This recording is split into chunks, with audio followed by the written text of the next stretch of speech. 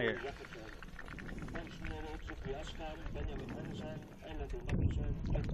Ja. Nu är bättre. Ja, var det. Ja. Så är det.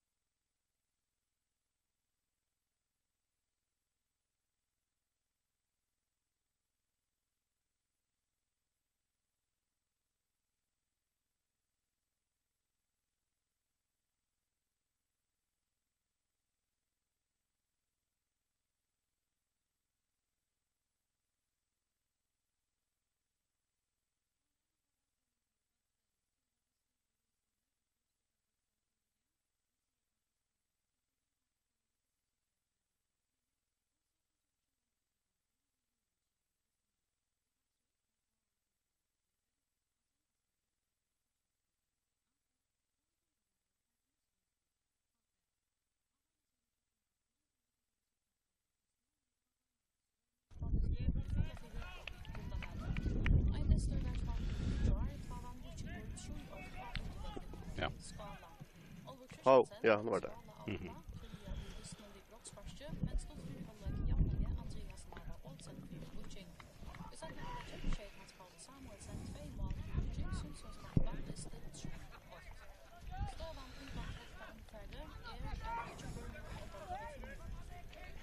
Vi är klara, ja.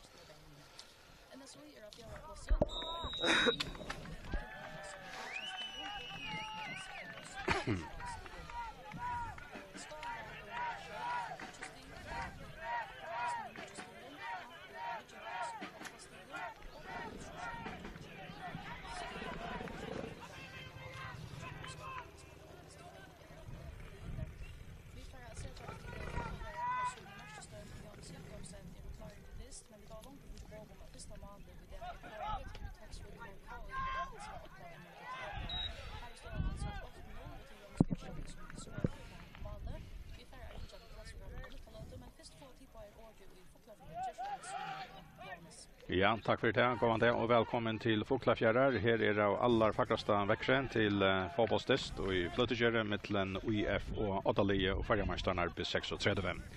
Och distren är brukslaver igång för 1 minut så gärna och här är fitta och falske kommer till händan här distren och till sidan någonstans kvickklart till 28 så har vi upplevt det. Så mycket hålet är det och det att färda till fotboll.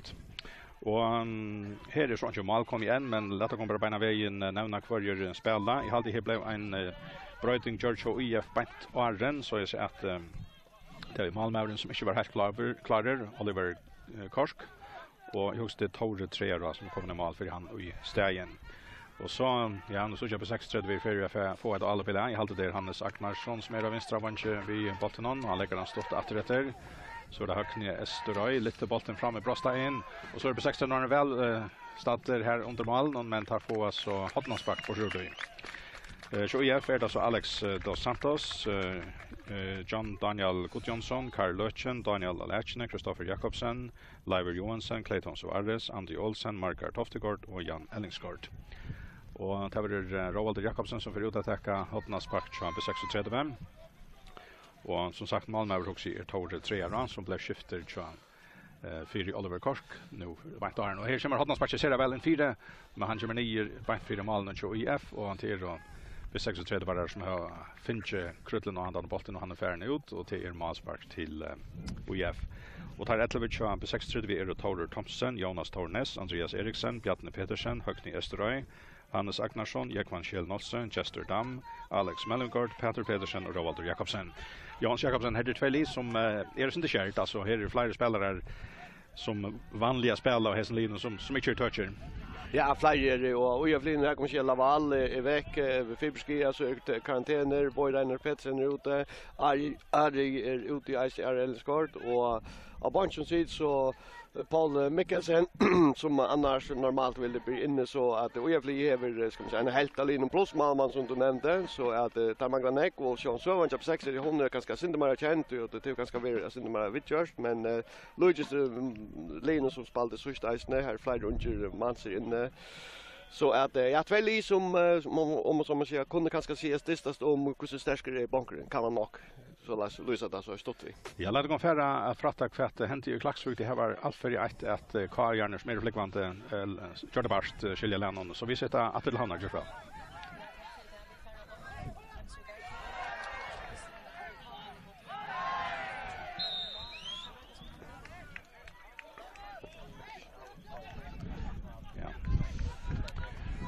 Ja, och vi kan också upplysa till att KI har lagt sig 8 i Klaxvik.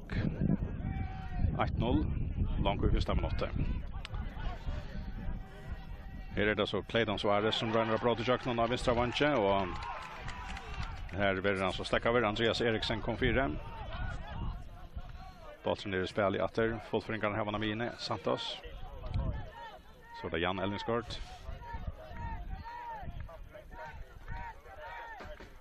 John Daniel Gudjonsson. Så fram efter högre med igen. Kristoffer Jakobsen startar här. Och B36 bygger upp.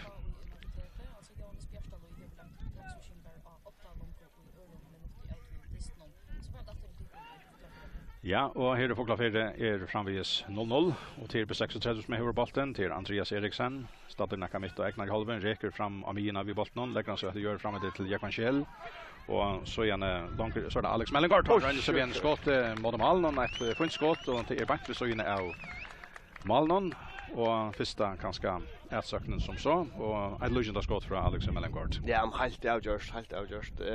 Säkert hade ganska en rymna gå runt och Arnen bank fram och undan och hade sparken 4 och gestor Boa som dam är vi hade när och men för inte största nyre mål men I hade sex ganska synte mer ska man säga klarer. Ja, och tar färd att all upp och till Roald Jakobsen spelar bollen ut till Hannes Agnarsson så in efter till Jakob Kjell åter så stack upp bollen från Damon och Clayton Ferran. Clayton till Santos. Och Santos lägger han så ut till Andy Olsen.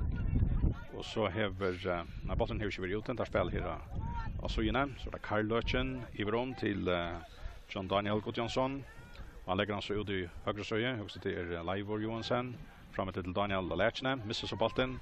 Högni Eströj framåt till Jakob Kjell, så till Roald, men så kommer fullföringar I mitten för att stäva bollen till Daniel Lechne och så en god sändning från Clayton fram I högra hotn I vet inte Daniel när han har bollen I halde han färran akkurat och han är ute, han ränner räcka sig läsa när när varje lägger en jobb 60 till Jack Itchem. På 63 var ner färra framåt vid bollen Bjarne Pedersen också. Så var bollen spaltet till in till Just Boa som dam. Så Andreas Eriksen som är bollen på utanför egna brostai spelar han stått till Roald Jakobsen. Roalder och gör så Alex Mellengård som är bollen centran fram efter högra mejen Jonas Tornes för till strax vid bollen och ska lägga in 4 och här kommer så fullföringar och lägger sig 4 och tar vidare till ta bollen för ut av backlinjen och tar hatna spark också till B36. Ja, nu var det nästa hatna spark på 60 här och det ser ut att det här var ska man säga gott tagat I löt. Ja, flyttas ju öle väl för kvar öron och räga på en annan väl och vi såg isen ganska I Chop 60 här I Jonas för en efter högra back och Högneströj är av vänstra annars blev det omvänt högnen. Ja. Alex Mellengård tar hatna spark ligger väl in 4 och fullföringarna får skalla bollen ut ur Brostein han ändrar till Jonas centran in till Brostein till fullföringen. Jan Ellingsgård I första ronden bollen kommer ner Nakamitta och IF halvene och så är och högt bein också här tror jag. I don't know på 6:30 spelar någon Peter alltid han självfällt lite lägger han inte ut men han häver alltså ett ordentligt Bruce Lee spark här alltså bein är helt uppe I trunnen och så att man släpper ja frispark till VF det var Andy Olsen som fick Svena känner här. Vi har spalt gärna 8 minuter här I Fåglafjärde. Goal under Jonas. Fantastiskt. Och I halvtid är vi ofta nu pratar om Oscar men I halvtid att ser ut till att I är att här Oscar kom åter till Vötlen och stålar som lägger nu det är många väriga synter salte vi Oscar men I halvtid vi var resten så skal ju Jarlem så resten rymde vi Oscar så att halvtid att ja man jag ska vakna ut väl och man kommer ut att från så soft ner och så fyllt nog Premier League liv men inte då jag det distance var för en åren att ta bo från gången allt. På 6 rönner efter men missar bollen då väl någon men det Jatir Ujev som har inkast. Och det här var där vinstremejen när kan mitt och Eknar halve under backen och ner. Santos ska kasta fram efter vi sylinjen. Santos som kom till på 36 ur Brasil tar han första scenen kom till först kan få bolt. Så gärna hur han vill bäge som talent och spatt vi besträm i några år och han är väl ju happy i flera år och nu är han i Fågla 4. Ja, det var ganska avhåvert vi tog sövn om Santos han kom till förra som Alaibar. Okej, ja. Och ända som vänsterback. Det var han bara vägen på 60 så vet jag minns. Det var inte det? Nej, han började ju allom visst och det var inte så öliga väl etna ganska. Så ända när vänsterback och är alltid att han har spelat väl alltså det är ju en imsa meningar om hans väljespel och vad annan motiverar men han är fantastisk ut i offensiva spel. Ja.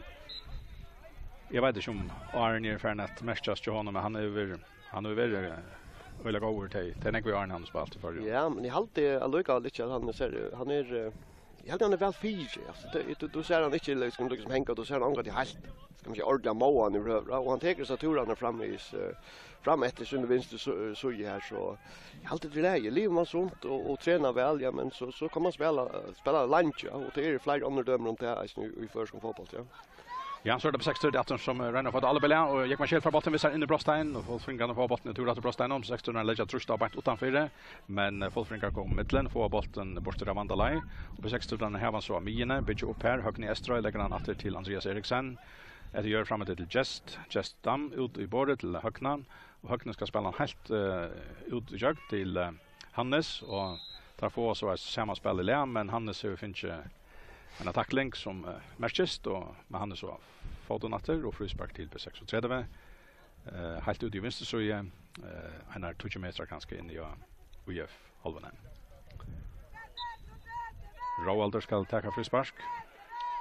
Tager man här in i Brostein shuffle för en gång. Jan Ellenskort tvåde sig fram i bollen. Skallar han ut ur Brostein och han får ut av bollen och det blir nytt inkast till på 36 nu är inte främre. Och det blir Högni Esterøy som skal ta til inkastet. Teker det stått til Roald, atter til Høgna. Så er det Alex Mellengård, han snærer utenom seg vid botten. Folfringar får fætter av botten, sendt han iver hinne halvene. Det er som om at på 16 siden nok stunkt av dessen ene løte nå. Ja, men det gjør det der, og der, som man sier, det var nok av kjøttet, det gikk ikke vel kjøttet, og Håas, nek og Grenj, og nek tås over om at störst manfattla mittlen flera av stolsläggaren och så hade de ju män nervöst. Samma av där mondrot nere som era vettlon att det är stil mannen och till lyckas med det på vi på och spela faktiskt otroligt väl hade. Det finns en öle gå början på ända det snön så jag gott några runt där som kixar löts inte men Charles hade ju på 6 topp och jag var ganska bara vänner skiftar så vinner det tvärdister och så skulle det här komma på plats men så tabbar där i gott mot Voichen sista dist här som average inte ordentligt var nöktant och det är väl att det lite efter akkurat lödnet i 6 i Roman att han skivas. 11 minuter farner och i Fågla 4. Här är 0-0 mellan UF och B36. Så hade vi färra att fratta hur så var det där stanna.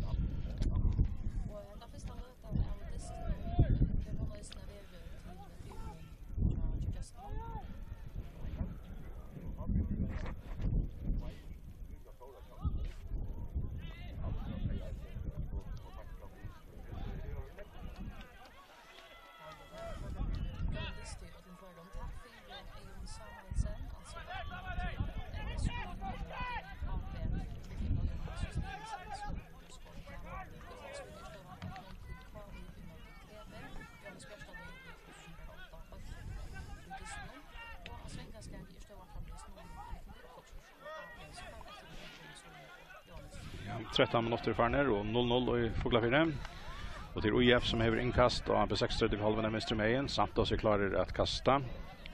Och han är vid Daniel Alashne Chasser och han snärar vid hälen och vi är ute i borden till Andy Olsen. Andy stått till Santos att till Andy. Så räcker han om man i hotnen ska sända in 4 men här är Rovalter bant Chonon och blockerar och bollen stöker ut till inkast. UIF inkast framåt och på 6:30 tar vi tid in till Clayton in i Brosteinen. Han spelar ut att vi bordet till Andy Olsen. Så för han helt attra backlinjen så lytter han in 4. Och så Reina Folfringarna får Pettersen i bollen men det är etnast inte. På 6:30 var han får bollen ut ur Brosteinen men Folfringarna vinner. Karl Löchen till Santos. Så sänder han bollen iver om. Här kommer Leiber Johansson alltid fram efter. Och lägger han så helt om han i hotnen. Här är det Daniel Olechne. Ska så sända han in i Brostein och här får de över en kott. Ja. Och domaren säger det här var inte till... Ja. Ja. Här för Bjarne och ska man köra ryggen och markar Toftegård här och så att Bjarne han hickar han ligger väl lite så hickar han liksom upp och vid om domaren reagerar men han lurar vet ja men det var inte att alltså att det var så hårt. Ja, kanske inte och allra helst ska jag sända mer till än akkurat där. Men det så jag till så den jag lite inte ryggen och skumparna alltså. Och det är dömt. Ja, det rockar faktiskt vi. Och så är det på 6:30 och till Andreas Eriksen för bollen upp, räcker fram och UF halvorna och så sänder han bollen väl fram i Brostein och här för Peter Petersen ett sån i Varsmanäran. Sänder han flatt in 4 och här är det så har han spark till B6:30. Ja, man måste säga alltså nu att UF från vakna jag hade faktiskt rymligt gott spel här för löte så igen men på 16 lät oss inte ska man inte förskräcka och lägga att på ena vägen vi fått kraft och kommer faktiskt en öliga god stöv här där så vinner så 3 hade man spark ut det och där. Så att det nu UF bjöd Lucas min isen till en rest. Här kommer Hotnas Sparche från P6:30 men det ligger inte nog väl och till Santos vid nästa stång som första botten och färran ut ur Brosteinen med P16 har vunnit natter och han får inkast höger med igen. Därför Jonas fram att kasta. Och till en är kvant och jag menar tror jag kanske från backlinjen. Och här kommer inkastet. Och på 16 launchar bollen helt in och i måltagen och här är så Malmören Tore 3 och han fär lofta bollen. Eikort här 16 minuter far ner här i Foglafjärde och här är Jan Leiker 0-0 mellan UF och på 6:30. Och så är det Folfringar som har bollen till Daniel Hitler där markar Toftegård ganska som kommer efter bollen ja. Och så är det in jag Eknar i halva vid bollen John Daniel Gudjonsson. Och så är det Jan Ellingsgaard, Lichibaren, Santos. Och han sänder så bollen fram efter till Karl Löchen med Jonas kommer upp i mitten för att under bollen. Så är det Roald Jakobsen. Vi har den töken vid en Folfring kommer där bollen och Folfring gör frispark. Frispark är till P6:30. Och till färre, Roalder. Och så sänder han bollen i våra UF-halvorna. Jag kan själv skulle rena att tämja, men Lukas inte rejliga. Men på 16 har han varvat kort med bollen. Peter Haldjevran ska sända fram till Jonas. Han har fått från mitten. Bollen stöker ut till inkast. Jonas steger inkastet fram till Jackman Kjell. Fär bollen in i Brosteinen. Men här är reisende Jan Ellingsgaard. Och han fär krökbollen till Søn. Sänder han så om fram av mina.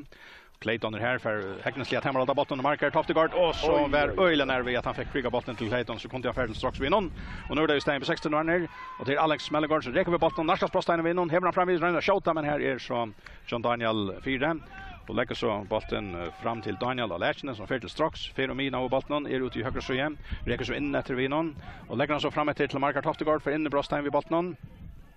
Och så ska han snära så och han är nog ensam att kanske här och på 16 var när på förrun och jag blev av Anda Michel och ända ner bollen i färden ut av vattnet och inkast är till B6:35. Hakne Esterøy Huxen ska kasta in helt ner i hatten här. Och så kommer bollen fram av Mina. Och han är nog vid ute och här är inkast till UF.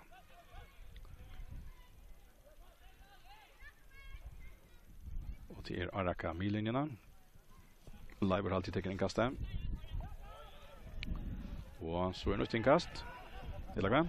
Ja. Leiber Johansson tecken där. Fram till Daniel Lechne. Luncher han vid hötten någon. Och man är borta. Men här är så Bjarne Pedersen kör på 6:30 första bollen och det blir 3 inkast och IF till så färre nu. Kristoffer Jakobsen är på bollen.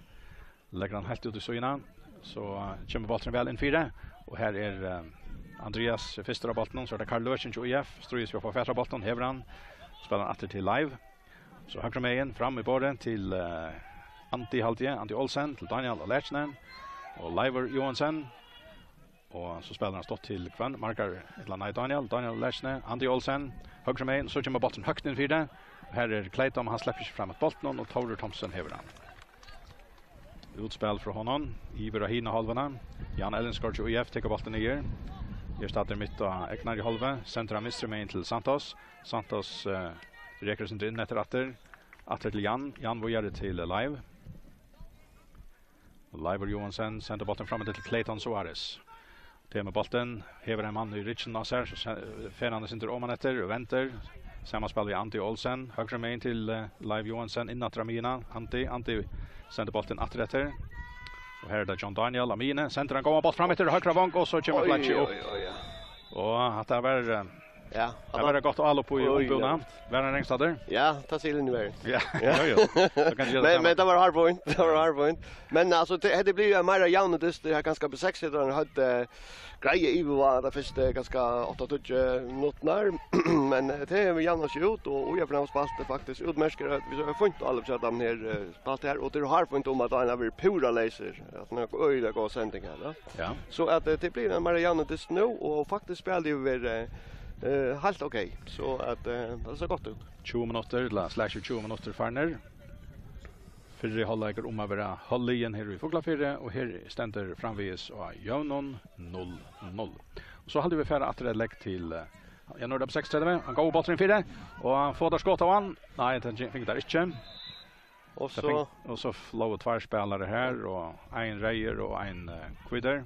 Ja, och jag hade jag tagit nästa. Jag vet inte ordentligt alltså om man spelar det inte ska man säga skatter och kanske tål inte så är det gamla hade ganska så vill till bara att sparka så att åap som bara hänt ja. Så det som bara är klar att hålla fram. Ja, kommer halva läge för hålla inte här i Foglafyrre. Där konkurrerar nog så jämnt då nu och här är det framvis Anchamal kommer 0-0. Så får vi där vita hur tillständer i Hindestan.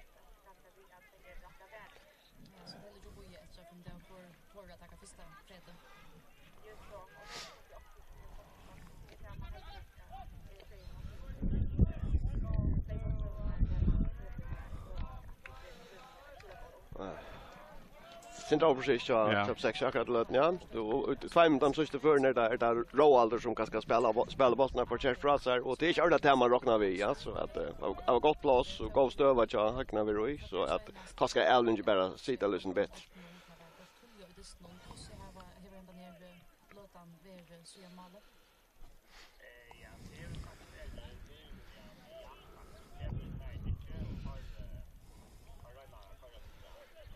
Ja, vi kan säga att det är 1-0 till NSOI, Moder HP och i Kundatalle och det är 1-0 till KOI mot TP.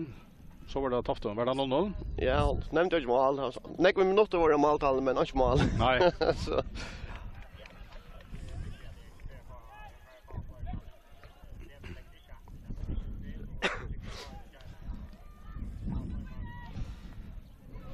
Backen av lötan blev var center oprecis. Att det var en oprecis äldring alltså tar man inte särskilt pressat. Det ska helst inte komma fyra och är det för nekva sluka alveringar så missar Distin Lucas som flöje och det är akkurat vi akkurat en sån löd i här just Distin att det är ganska för nek misstök alltså och är frambrukerat så att det var det gör sig mer oma kanske.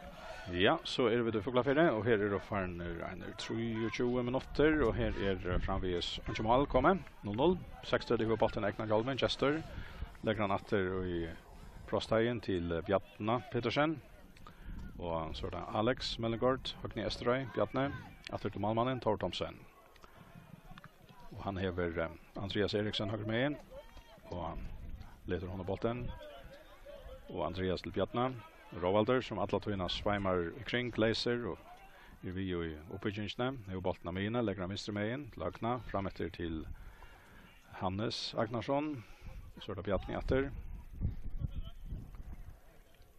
fram och in till Roald åter Bjartne och vänster med in Högni Esterøy på 60 var ner bygga tallnar upp och Eknar i halven. Ja, finner inte ordentliga öppningar ska man köra fram med det. Det blir nek på tvärs och atträtt och jag får flytta sig väl det där i värdstöve. Så som en länk. Så en lång sändning med honom resten och långt och tog det 3 år och kommer ut och IF Malmö och färran. Ja, det som är jobb 60 som så kanske vi slöt ner bara från undan till det att ska man te en av varje sunter så man får mer affärer bollen och syns inte ganska långt i avstånd på allringarna så man inte spelar närmast som man löper lyckas med man iver spelar han som sen längre väg för att få möjlighet att finna plats som nu kan komma hvis man flyter bollen kött. Men flyter man för sent så är det inte trubbelaget och jag lägger flytta sig och så lyckas man välja fyr. Fullföringar har bollen. Jan Ellingsgård in i mikrinchen och Eknar halva. Sänder han fram det till sant. Ja, nu kom Fletcher upp. Det var sant. Ja, men ja. God sändning att det alltid var Jan vänstra benet diagonalt över till Clayton och Rune Garstöve och men är bant. Kan ju vara helt inte optimal men. Nej, och för ska vara vägen så tar man vissa men allt långa nyttigt och att han var längst åt ja. På 6:30 Bjartne till Alex. Och så är det Andreas Eriksson och Jonas Tornes. Amine räcker in efter bollen och spelar så stått till Jekvan Kjellnosse. Och Rovalder höger med nu framatter. Kvar här fullföringarna på han Santos centrala mina. Bjartne Pedersen jobb 60 vet jag ner. Bollen roma färre Allen från hon och Daniel Alesne för foten under bollen. Han ändrar här ut i vänster söjem 16 här Finjan. Jonas räcker på bollen och till Jekvan Kjell och så är det Chester och så Jekvan Kjell åter så kommer Santos och Belagen för förra bollen snära så ran centrala mina. Och här är det Clayton Hackster och beinar vi hade någon längre fram men till upp 60 där som förra stävin och tar lächan åter till målmannen. Så är det åter på 60 som pitcher upp på Eknar i halva och till Bjartne till Högna. Solen är färden att runter nu en löte och beinar vi en matcha vid Kultan. Det var så dejligt hett och Janne. Men det kan vi runt kommer åter. Och ett låt som ska inte vara. Jag tycker att där var inte av Vötlund. Vi stannar så överligt. Det är som att sitta på tätchen av Wembley nästan så högt upp där. Men jag var Vötlund. Det var perfekt. Jag flöt ner men alltså inne jag kör Vötlund så var det inte så vill det kan teachas inte till nu här och bli oss en mer men så vill köra för att det var inte några skifter så så fyra tror jag. Och ja, det är ju Jonas. Jag har alltid att han månader som kanske vär till 6:30 vi har ett avvist trust ta först lötna till över till inte långt till gånger Mariant och nu. Och här är det farner 26 minuter i förra halvleken. Framvis 0-0 för Glafire. Fullföringar har bollen Santos. Nej, nu är det Santos. Det var Clayton Aren. Och så var det bollen Carter ut av vatten och till inkast till fullföringar. Araka Mina ute i vänstersöje. Inne under Clayton och fullföringar spela från Kablu down till väster ändan och Estretter. Jan Ellingsgård. Starten kan mitta och IF halvene. Spelar stått till Kristoffer Jakobsen. Så det Leiber Johansson och Krabachen som är han. Och han häver motläggare så när att han tycker inte orra fyra. Och bollen blir centrat till målmannen. Så gärna börjar han center fram och på 6:30 vid halvorna. Clayton var här men han fick han inte. Bollen var ute. Inkastel på 6:30. Nu Solen kommer undan åter. Och fullföringar här vann. Clayton visste med in. Han får spalt bollen väl från sig till Antti. Och Antti han lyckas som snejer halva vägna 2. Ja, ser målläggare. Regler in efter. Stackar. Så spelar där utan domaren nästan och här var bollen framvis nu och Eknar halva Jan. Han lägger den i rom. Här ska Kristoffer efter bollen. Hever han nu helt nere vid Sjölinjerna. Spelarna mina till Clayton. Clayton efter till John Daniel halvtid. Nej, det är jo, tar man över han. Och så en lång sändning för honom inte så gå. Hon ändrar till Tore Thompson i Malmö. Jag vet inte om like ganska fairness inte till något så längt i mitten här spänt stövnar. Ja, det han Disney brötter och jag börjar vi var på 6 så kom ut vi fotlar fair och alla lyckas som ganska att söka efter då ska man säga. Anton ja, Hannes kanske den andra bollen upp där men ja, nej, det vi. Men nej, det som hänt nu är det att faktiskt av balanlinjer det öliga värren att säga spela bollen så i mitten ska man säga mitt min åter framåt inte här och så kommer den längre sen men till jag väljer för balanlinjen så sitter han Elmer inte nå väl hon inte nå nave så att det så att man missar lite med det momentum vi här bollen för rymden går ut och så där. Och till reisen till jag ska på 16 för en ut något så härliga för att första målet på en väg för row ut det hela men det har inte finns det och så vet att ganska lite mer varning av samma och jag får få mer motor på att va. 60 man är alla på en Robert Jakobsen fick ju fasta bollen och spelaren stått till Jackman Kjell och han skjuter och Malmö över för ner knä in i och färran. Han får in runt att där här kommer upp 60 den här är ska man ju egentligen inte Jan va och är möjligt att spela framåt och vad London så gör där och så där kommer Jakob för bollen 20 meter ut från mål och så rör han skott och hon häver lägger de kunna vinna och rätt fall till. Ja, så det fallfringarna som Roma kommer jucka till Daniel Lashne och center från honom är det inte något bollen för Homa för mål och tar det målspark till på 36. Här släcker halver tid med färden, 22 minuter och i förra halvlek 20. Fåglar för här ständer framvis och gör 0-0. Så skiljer det alla och mål kommer.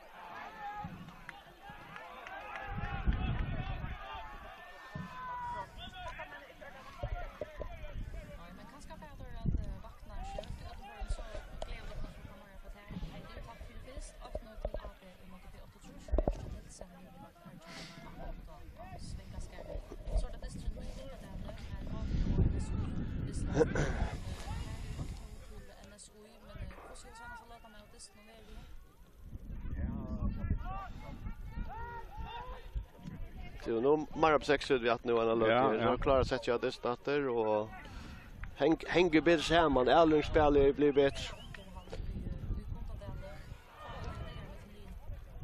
Så det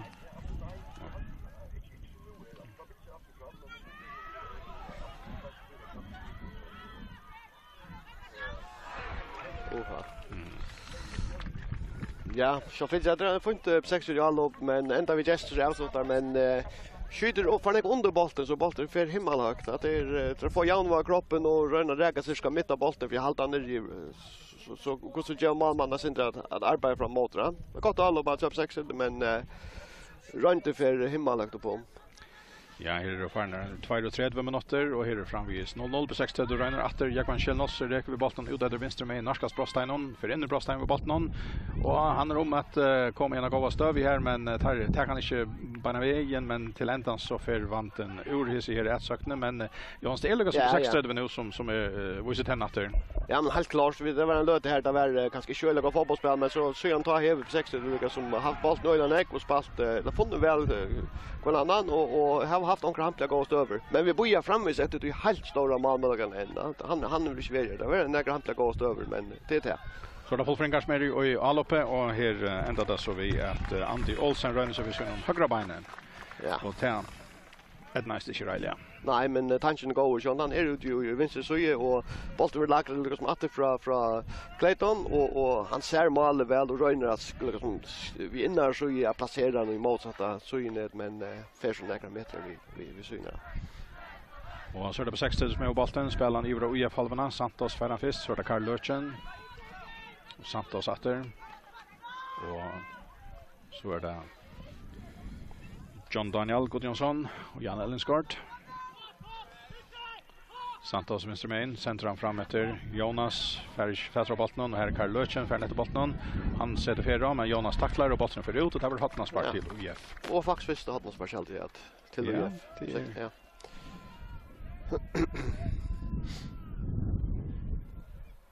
Det är ur vänster så är det UF. Inne under Bergson. Ja, och Live lägger och han lägger det vanligt så otroligt väl och så är det John Daniel där inne och till Ian Ellensgaard till Sean Clayton nästan här som röker ner upp så det är här kampen med. Vi kommer där. Näka Atalia han. Men tar för så skalla bollen in i 4-1 och han gånger hött av hött i här och kvar ända där vill så ändå sparkar bollen och Jan Ellensgaard ständer upp bollen och en superbjärging. Tore Thompson en störst chans här. Ja, en stor chans och Tore Bjärging tar över otroligt gott det är snack för 4 till bollen detta till Jan och detta till vänstra benet han kommer in i bollen för det bollen är och han fer i mitten vinner och foten där och här är så Tore som är av väg kanske hinvägen men för lyckas som blägga sig att och Bjärka en stor Bjärging så tar och största chansen här. Nu tar han spark och så får där hässa för blev det så inte så jag tar nu tar han spark nu i Hinnebornon nu i om man mot bygden här till ändan här som Iron Run om vi. Men så jag till det första att man sparkar kommer 4 att det kanske la inte otroligt väl men det gör det faktiskt då att det har gjort en kombination här Daniel för Lucas med helt motsatt istället för att sikta dem stormen och så lägger han bollen ut från till Daniel som så ska sparka bollen i 4 eller köra på mål. Och tar tackar det stått nu och Liver sänder så bollen in 4-1 och så var bollen skallar mot mål men vi så ju nu och man spark till på 6:35. Ja men här fick vi över lagt att av strust upp 6 värna och till baum för någon Jan Ellensgaard Miver lägaren som är avsluttare och den första runden som var öliga gå och väl teacher var av Tori Mal. 35 minuter farner här och i förra halvlek i Fogla 4 framvis 0-0 mellan UF och 6:35. Och det är UF som häver inkast. Högre mejen, Ara Kamina. Och så är domaren och så vi två av spelarna. Och så är det klart att det är inkastet. Det har varit tid nu till Clayton. Och domaren känner rätt till inkast UF. Han är 20 meter, ett långt knappligt attack ganska. In i hinner hålla så för Daniel Alesnes där. Avans och så där markar Toppsvard. Han ränner sig flukta bollen och ta vem Reppi Lucas Johnson. Ja men här är det så att man tar en möjlighet här och point inlägg från Daniel raskare vinna bollen och komma från vi hökne här och inlägg är faktiskt gott och markar pröva så att veta sig och Lucas som liggande fluktan och i kassan men för här är inte ordentliga rakt bollen så väl som man vill men han räcker så han är så inne för mållämnar och ja, så sista lötna, vi var verkligen som i utdörsfarsen och ta var det på 6 så var om man men så kött vi kom in att det så kom ju erfarna lyckas som vi efter och har skapat öliga gott över och så är det att Jan Ellensgaard här Torbjärgar hon var ta konta samma för in. Ja, bollen ner och IF halvarna. Kristoffer Jakobsen och så bollen nummer 4 till målläggarna. Och igen stör vi här det kanske inte att det har hänt men det händer ju jämt. Sant. Nu är det inkast IF. Mr. Mayen, lägger mitt och ägnar i halva. Santos teger där. Fram om bina. Och här är det Clayton Suarez. Så ända bollen till Daniel Lashner. Röjner vi hötten och beina vi är i högsta Mayen. Och tar halva bollen in. Nej, så hade jag George stod till först. Ja, Daniel Langer som där och han får akkurat från förra och första nästingen så live hon var inte inne av vattnet hon var ut av vattnet och tog så en lång sändning från Roald fram till Peter Pedersen med här Santos och han färd allt och stövn i halvdelen. Så är det helt ner i hotten vi hotna flagg här och två östermända bollen och sucher ju helt ner i mitten här och det ser ut som på 60 det finns ju färra bollen och tar narskast Brosteinon Men så kommer fullfingare mittlen. Clayton, Karl Löchen, vek vid bollen, Eknar Halven, sender så Daniel Alertsen i steg högre med in, han får tidlig bollen nyer. Sindra ensam antler en, på irret Hölchen, Clayton er her, leser under bollen, kanskje Clayton starter mitt av 60-rollen, vinstre min til Andy Olsen. Og Andy spiller stått atter til Santos. Og Santos til Andy, som er i vinstre søye, reker atra mierna. Så det er Jan Ellingsgaard som får bollen, sender han fram etter, og hver fer han her. Det är först Andreas Eriksen, köper 6-30, så är det Jonas lite bollen av mina. Fullfringar först drar honom, men bollen ändrar kör Roald och han ränner att lägga en boll, han ränner boll fram efter, men det enda så vi tog jag fullfringarna få fäter av bollen. Fullfringar har bollen och till han själver John Daniel Gudjonsson, så det är Jan Ellingsgaard, tar lätta bollen för syna mittlen. John Daniel har så bollen, högre med till Leivor Johansson. Och så fram efter till Kvann. Ja, på 6-30 var när får fätra bollen där. Lägger han åter till målmannen. Som är Taurer. Vi ska som Taurer haltar det sen. Det var inte att han sträckte sig. Ja. Och vi har så Bjärchinch den täskisundra till han. Och så en go finta cha Andy Olsen väl in fyra och så är det fullfringarna att den går stöve och ja, vann jag för. Ja, men att det har vuxit så 5-6 minuter när då är förnar det här har lyckats som tid över större mån och så att vi kommer till det går stövnar och där har haft några här och att det är rymda gott alla för fram här och ja, det är bara spårningar om kvar är först och kvar vill vara först och inledningen det här vill det så på 6 akkurat här så men mer öppen och åter. På 6-30 och i Alapen, där Narkas Frostein vid bollen. Och här är det så Hannes Agnarsson lägger bollen ut i syna, så är det alltid till Mellengard. Och Hannes Agnarsson, han skjuter men tar i målen och färra. Ja, men helt okej. Jag är till Alex som nu letas. Jag söker till Alex är ute och i höger så utav är nu här och nu för han i vinst så skapar han i det stöv vi här han och Agnar spelar så i mitten här Agnar så skjuter vi innan så färdigt så fälls inte så illa gå kraft av skott där vi innan så men jag inte går så men så det inte tror jag som man har bjärkat här helt men ja, så är det 6 vi att man kan säga så. Det är för det här var går så slut. Så är 5 minuter efter och på 6-30 borde dela sig fram efter en Alape och till Jonas Tornes som färran högre med lägger han ut fram. Men fullfringarna får fätra bollen. Och Daniel Alertsen häver han högre med in helt ut vid sylinjen lägger han stått efter. Och så ända bollen kör Jeste, kör på 6-30. Han spelar stått, men han kommer lite attan för Alex som han siktar efter, fullfringar på han, Karl Löchen, snärrar utan måtlagare, hever så sammanspel vid Clayton. Clayton spelar bollen att rätter, fullfringar häva bollen Eknar Halve, Jan Ellingsgaard till vänster med till Santos. Santos som Gina till Andy. Och Andy till Alex José dos Santos. Jan Ellingsgaard. Och han lägger han åter till målmannen, Taura, 3 år. Han sänder så bollen väl fram av 6-30 halvorna. Och här är det till inkast också till UIF till och Jonas som står här som bollen kom och han stack ut. Så springer det till inkast. Andy Olsen häver han, vänster med igen. Sänder en gåan boll in i bröststein på 6-30 Daniel Alertsen lägger han så in efter att så är det ja, att den går stöva Markar Toftegård han valde så lyckas som att Lyska bollen vojar ju atlejan till Clayton. Jag vet inte, jag var kanske under Lösner. Ja, alltså här var det tvär Lösner. Alltså han kunde ju själv skott själv, men han väl ett mundigt stod rätt till Lösna och ska lägga bollen lyckas för fötterna av Clayton, men Alveringen är bara inte gå nog här. Och så kommer bollen framåt till Brostein så Daniel Alertsen han skjuter i flock där, men bollen vill Evratar så som kommer ut att Daniel för en åter lägger han högt med in till Kvann live alltid och så spelar han bollen in efter Amina. Santos ska sammanspel vid Clayton. Clayton skjuter mot målen men det är inte någon power och Taurer Thompson fär bollen. Ja, men alltså vi är för här gå upp till dans där man säger att det rönnar väldigt väl och stöva så väl framan undan vid Markar Toftegård och Clayton alltså det var en sorts stöva som alla helst skulle ge mål här så men han är inte onöver och sändningen är ju som är bara en 2 meter sändning men lägger bollen för framåt till Clayton han så lagt han så bant till högra ben John och så är det innan så ju också där mål 100% han var som vi startade på. Men jag helt jag som tid ska man säga att UF har haft bättre stövnar alltså framför mål ja så att kanske sex har en lutt liva så det ringte att ta det i mitten och det skiftar lutt sin rätt fram men möjligen är det bättre stövnar till han giver så där var UF läggarna haft. Vi har en tvær trutjar minutter etter av vanlige lagt, og her er fyrre halvleikje. Her framvis 0-0 i Foglafire mittelen UF og B36. Så vet ikke mye malet kom i åkna av hindes nå.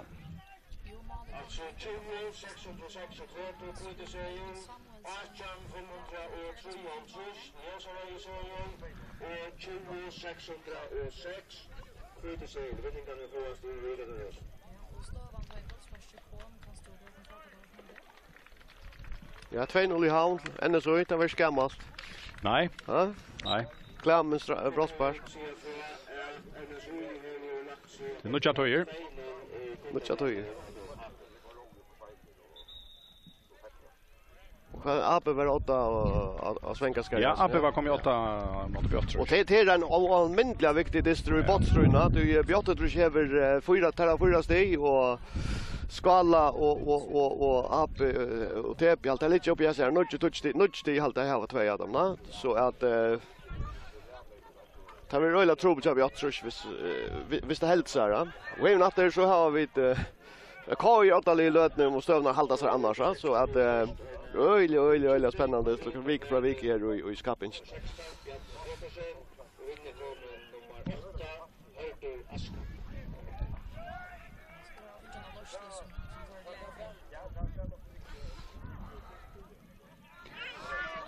Oj. Upp.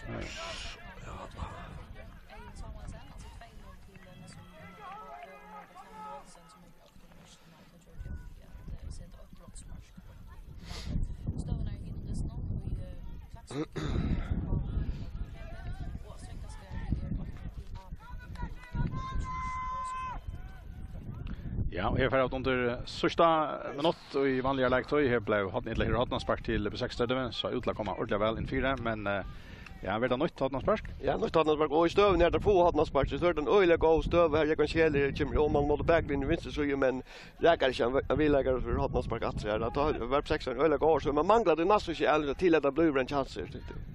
Walter Jakobsen skjuter Hotnanspark nu John Luigi till förra och så är det att Folkfringarna som högsta med 600 få sent bollen in mot Malmö efter Clayton är här rodar upp bollen kommer ut och Brostein Folkfringarna arbetar sig framåt till vattnet så ständer Andreas Eriksen kör 60 gör bollen kommer lite framåt till Brostein kör Folkfringarna kan ju Malmö kommer ut och färra andra.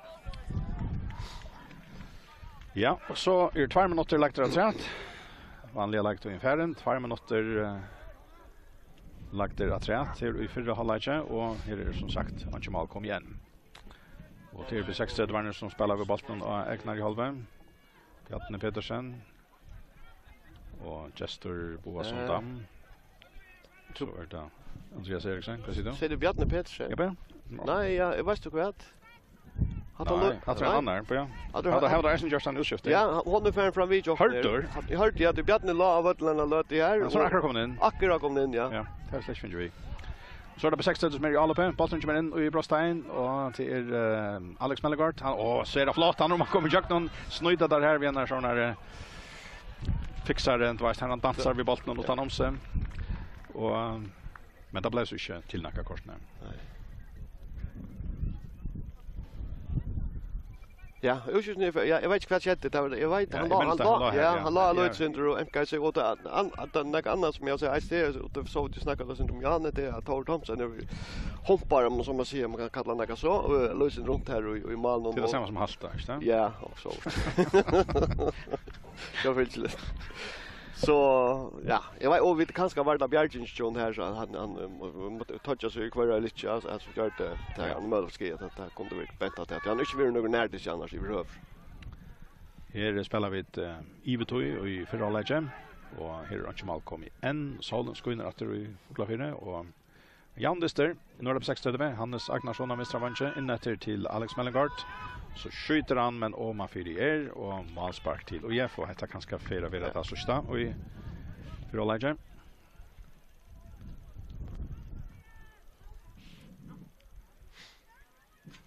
Jag har inte fortalt hur dömer det. Går det?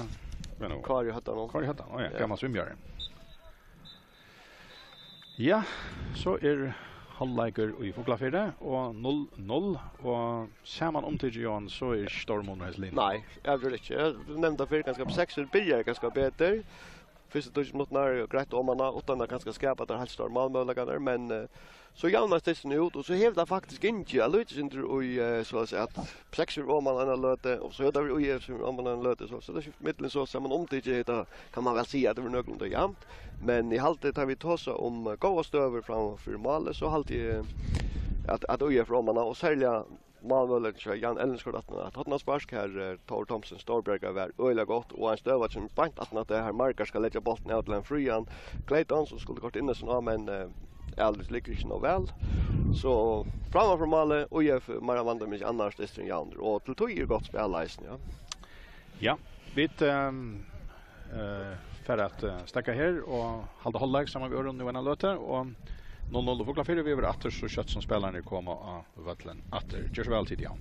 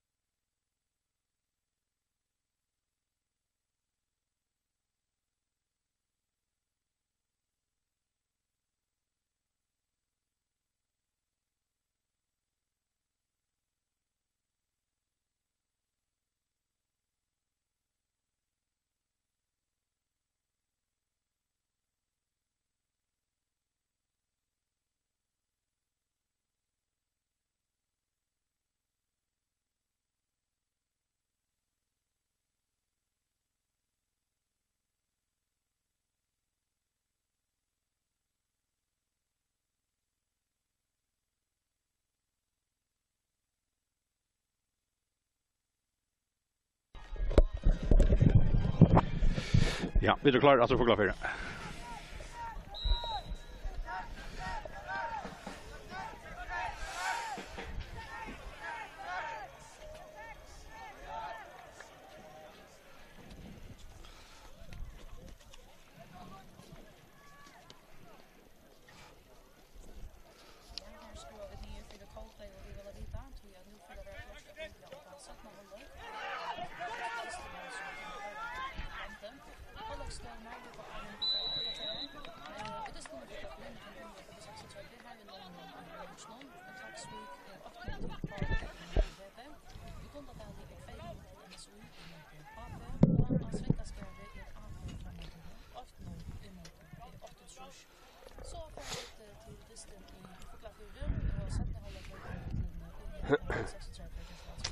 Jo, tack. Här är Satni Hallager just börjar 0-0 som sagt här i Foglafyrre och så får det så junk vad händer nu i Satni Hallager. Det blir 6:30 som för allop och det är Peter Haldi som har andra högra vantje en god sändningen för men Malmören Choyef han är uppe och tar han. Ja, han har väl trycker till för när det är boys som också. Men jag alltid att vi har haft ena goda Björging och han har tagit men det är inte väl så ölen är stöver här det är relevanta myter som Malmö har varit nöjda att färska som färre ut och vuxen jävner men tycker vi till han har haft att görs och det är inte väl sälja när jag hoppas att sexan har haft ölen på alla som har varit rymliga gå men så utan annars så är det aldrig en mangla oj och där är inte kommit till där helt stora Malmö och skåtar ut från en tvåan för en pom och det är faktiskt väl ganska söva men alltså som nämnt i förhållande till OIF Råvalder skott. Ja, Råvalder skjuter men ja, men som nämnt sexan har inte kommit till alltså måste man säga till den stora chansen har där att det har varit rymna väl spelaren ska man säga utöver men brotteren alltså till att skapa att han stora Malmö kan inte orka med det här.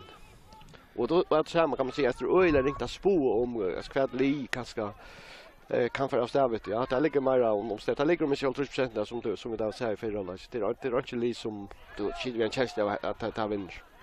Nej, nu är det på 6:30 som regner och där kommer jag någon högre med igen. Alltid Jack Michel och färbolten vissar in i bröststein och så stack bollen för att dra men där här var han framvis.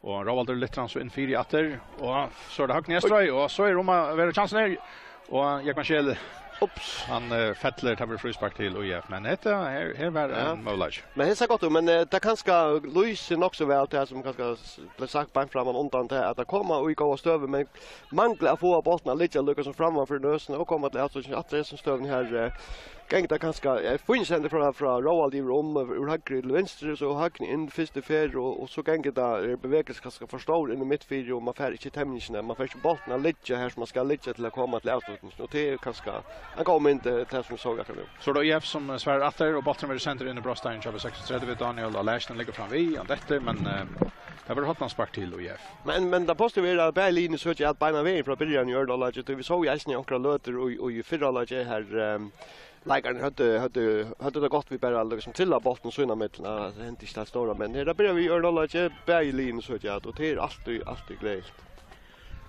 Ja, hotman spark till fullföringar. Halde Santos som är färdig ut att ta den.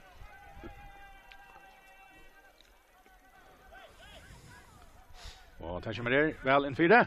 Och så är det Clayton som är här. Ikke deilig fikk fett från Korsne. Fullföringar renner på bollen innan till bröststein. Här var 8-4. Och det är Jan Ellensgaard men så för en skarp sändning här. Fullföring måste sagt har han men får han och så en lång sändning fram till Peter. Han för fram och högra vankvinon. Här är Muller köper 36. Nej, han vill tackla över där. Go tackling Karl Löchen stackar hästen här all upp den köper 36. Ja, men gå en omställning så där det går öle så 4 öle väl arbeta Karl Löchen att han kommer helt attrar och för värsta så hon kunde bli farlig om Peter Petersen slapp lyckas som in om han och fick lagt in 4 och 6 hade flera mans tökar in för mål i akkurat hans för. Jonas Tornes som kastar in 20 meter från Hotnan Flagsnon längt in i bröststein så fullföringen. Botten kommer ut åter ur bröststeinen. Jonas i festrånen lite sån inåter. Så är det att fullföringar Liver Johansson hade under bollen kvar för han så hugger jag att nej, han är dömt. Och tar ströjast om bollen här utanför bröststein så fullföringen. Och på 6:30 var här nu. Domaren helt inte har hånda så fullföringar för att stå bollen nu. Men på 6:30 var får han och det är Hannes Agnarsson som är festrånen lägger han åter till Tor i mål. Så det hörde Askan som kom in för Bjartna Pedersen. Och så kan han inte vara Rejliga Birker här i hiltet och Han börjar ju känna. Nej, men jag syns det just nu att Bjarni har spelat väl samma vi Andreas in i Mivern, ja. Så det är inte grund att riskera hört hvis om man inte helt för spel. Gott alldeles köpa 6 men Baltimore sänder till Jack Michel Minstra Vanchi ut från åter och så en skottrund från Alex Mellengard också. Men bollen blir blockerad över och stackar ut av vattnet till inkast till B36 Minstra med igen. Och inkast teker högni Estrøy stått till Hannes Agnarsson så framåt till Alex Mellengard av Minstra Vanchi lite väl in 4 och han fer fram vi Ötlund Samlund och fer ut i Hinnoborn och det blir nog tid. Inkast till B36 också, ja. När vi högra hotna flagg och Jonas är färdig att kasta.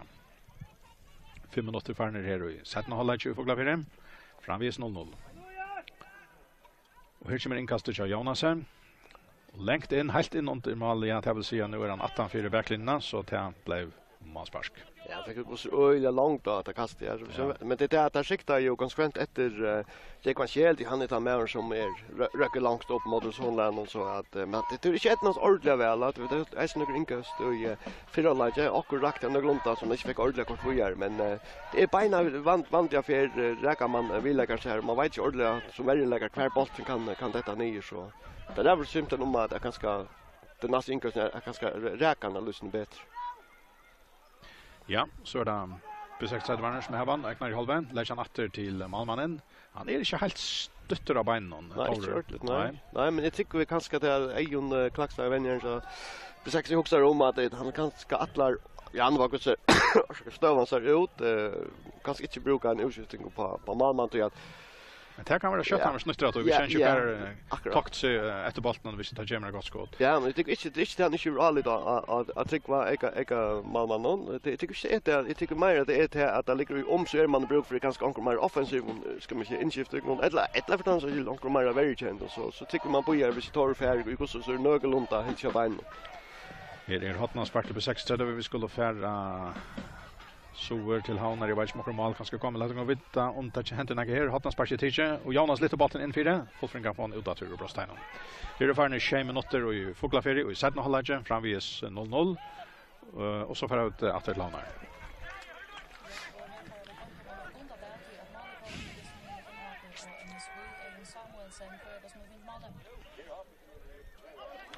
Oj.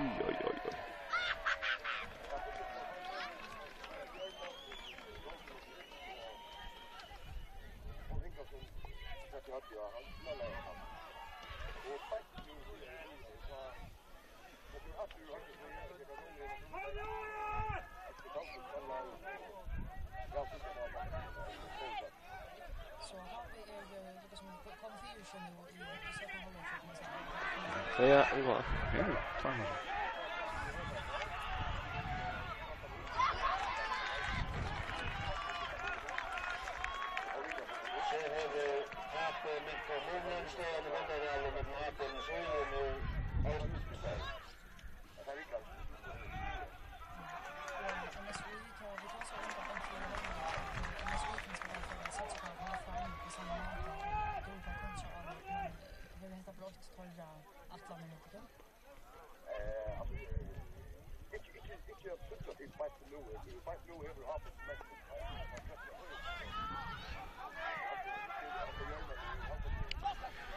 Ja, vi vet fratt ur havn att det är HP som är finns mål. Så här är 2-1 till henne så i.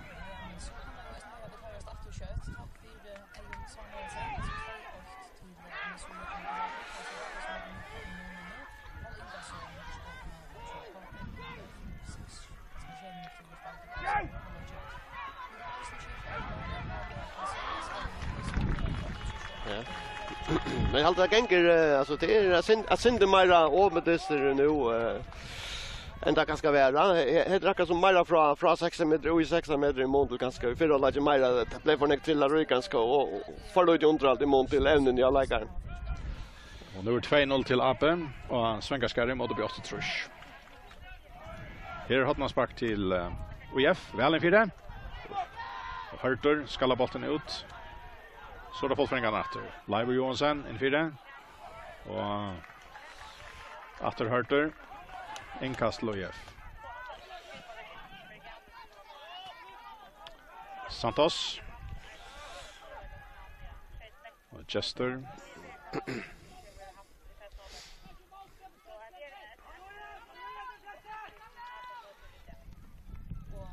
Så tal jag till att AB har terminal då, alltså det är någon kommer vakta att frakta om flera mål svänga skalle. Ja, jag tycker det var det särskilt ofta att AB vakten göra chefer och det måste för att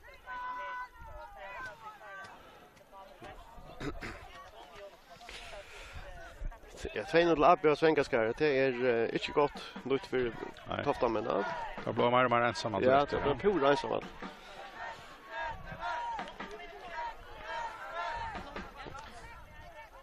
Men i Häslöte så är det att de alla Tofta. Nu finns det så Björtre kör i mål.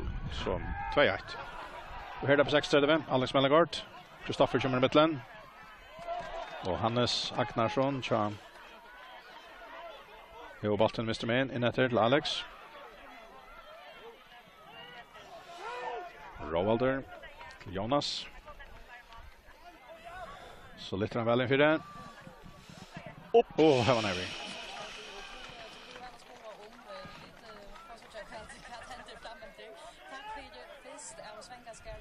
Alltså nu är det 2-8 till AB i mål till 8-7. Först var det Patrik Johansen som ökade om lösningarna till Arjan Bollon till 2-0 till AB. Och nu när vi pratar vi Heidi så minkar ju Håkon Edmundsson om målen för det 8-7. Så stövan alltså är 2-8 till AB.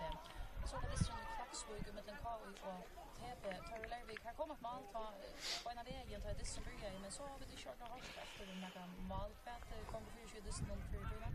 Läsa lite nu.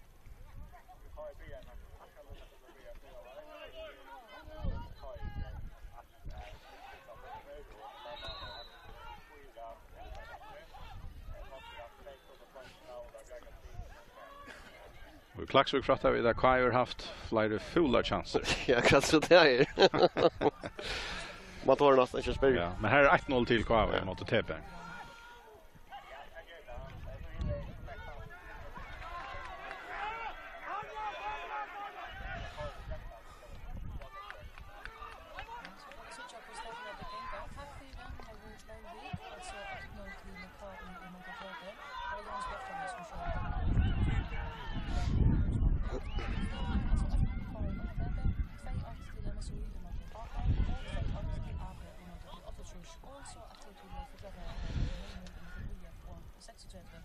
Ja, det är framvis 0-0. 12 minuter farner i sätten och halvlek. Ja, på 60 är vi en affär. Ja, Alex Mellemgård och han har vi skift så han var spalt i högra så i förra lägen och vänster så och här kommer han in och bollen kommer in i 5 meter sen till skott nog färsätt vänstra på en men Malmar för Bjärka. Det var faktiskt ja, det är väl den första ska man säga ordentligt möjlighet att på 60 ja. Nekko spel och allt det försälja har manglar lyckas som att komma till stora chanser att få att som ser gott ända produkt det manglar chatta. Tar Rönan och broderar sig väl så där Roald Jakobsen han sänder bollen mot målen och tar han färran. Ja, man sänder väl baserar för Hildjon men han skjuter det längt ut i en ut mot det att på 8 meter för högra bein men det kan så mitt av Malmö men bollen hävret det vi kvarst att han som svajmar, ja, akkurat som han för zigzag vi kvarst och kan väl tro på Malmö men Malmö öde tycker jag det för när. Chester fick vi hall någon att de så där att ju alla på och Mellegard och så stack bollen in till Malmö och han lägger sig ju färran. Ja, på 60 det tröstar nu center. Ja, men det är väl center och sen sätter hållaren är väl Myra ska man säga beinleis Chabanli ju att det är inte så omständigt så vi att leta så efter så är det något sändningen och där komma fram till mål men det är lite mer beinleis och Berlin har sagt väl att och akkurat så löd ner så 2-3 minuter så det är ju väl mer på 60 och Arnt har varit ganska lustigt mer och ja. Så då får Frangar Clayton fram till Daniel och Larsson lägger in det på bollen bak och tar Brostein i Brom. Är det Antis med ner alltid.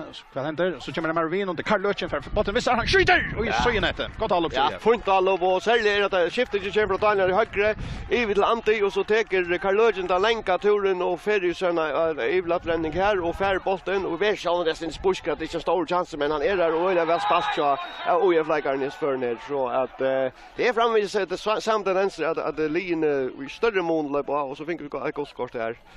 Kristoffer till Kristoffer Jakobsen ja. Här var det 60 vi ordentligt av och Jalop så han kanske tillvita stäcka i allt. Ja. Naturligtvis är som säger ganska sen eller börja till det att det är ringt att spå om i för någon kvalitet ligger till affära stävet. Ja, bilder framvis. Ja, vi vill lägga nå och det är inte några som då är det sidor en känsla av hettelig som så för stävet. I rör sig. Det är pura jandes där i sen eller rätt. Ja, en kvarter färdig och i Fuglaferie halver tim efter av dess någon och vi börjar framvis efter det första målet i Fuglaferie. Och mål kan komma och är stanna.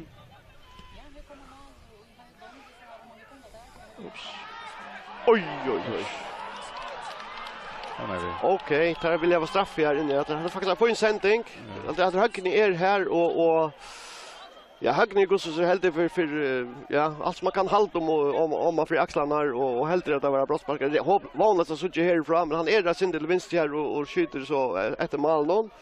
Men domaren ständer inte, eller han ser det simpelt än inte. Och det gör vi kanske helt inte här fram, men det får så hotna spark här för straffspark som gärna vill haft.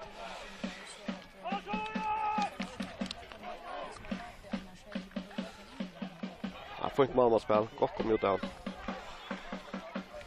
Ja, det tror jag till ända så i han nu måste du ha det. Då så har vi där stäcker ja. Fullkomligt ja. Från Atali så rapplar den ner efter det och tar vera i mån till där huvudplaceringar om Örstin annars halta sig så är det öjla längt att där finns. Oh yes now.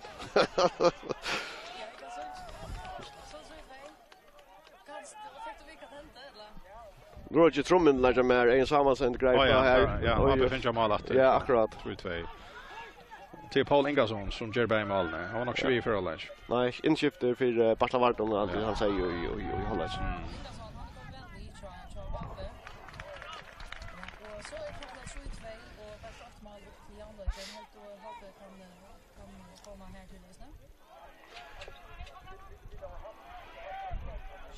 Står med Gundatal 3-2 till NSU.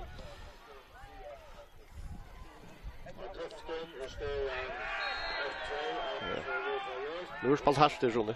Först går jag 3 matchen så fick vi ta vi. Nej, actually vi.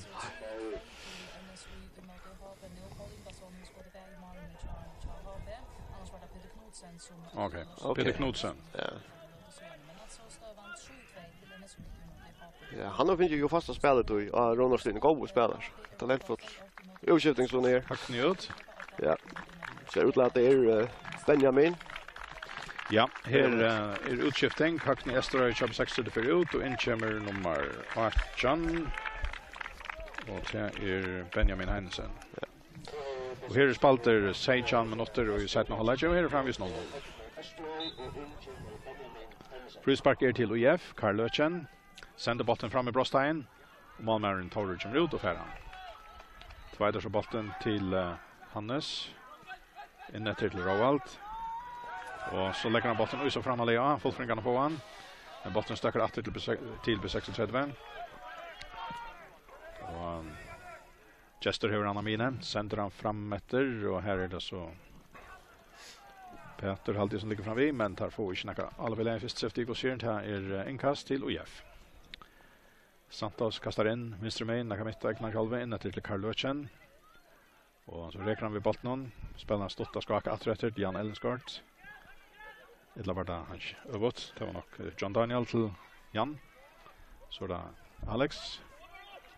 Och Jan Ellensgård står till Kristoffer Jakobsen. Och han lägger så bollen att till målmannen. Här kommer bollen i spel. Och mål kommer alla tvåna, alla ärastan utan här Fuglaferie. Låt oss höra nu.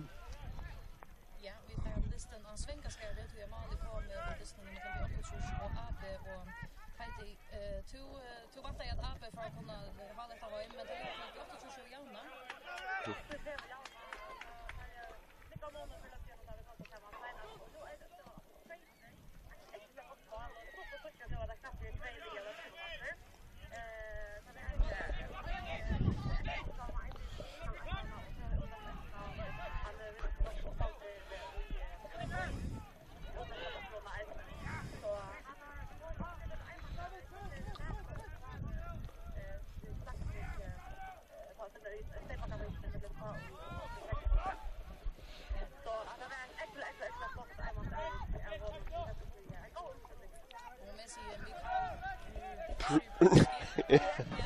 Ja, till 2-2 och svängar ska det nu.